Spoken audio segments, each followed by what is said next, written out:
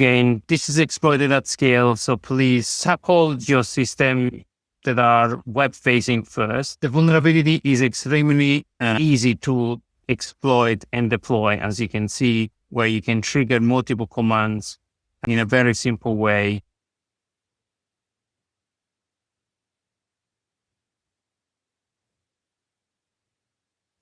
Now, why is this vulnerability bad and particularly bad? If you have been around, like myself, for a few years, log4j or log4shell was a similar vulnerability that is called a remote code execution. That fundamentally means that an attacker can trigger the vulnerability remotely with just one string. And if you can see here why this particular vulnerability is bad, you have multiple methods to expose and direct, but fundamentally attackers are pointing a string at a vulnerable server. That deserialization creates a shell or potentially access to a shell.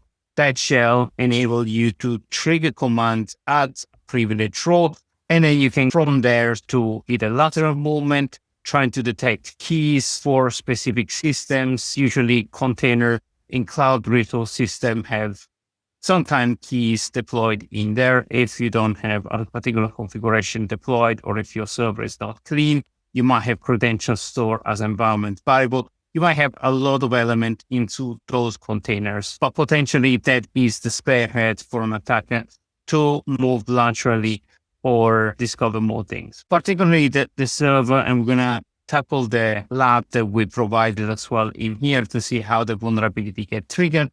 But just with a string, like who am I, like the script you're seeing here, trigger a shell, and then from the shell, you can ask the password, you can browse the critical element of a system. Now, if that system is a container, hopefully you don't have a lot of vulnerable files on that service, but allow you to move laterally, deploy a shell, deploy more things, browse the web, call your server that have maybe another exploit.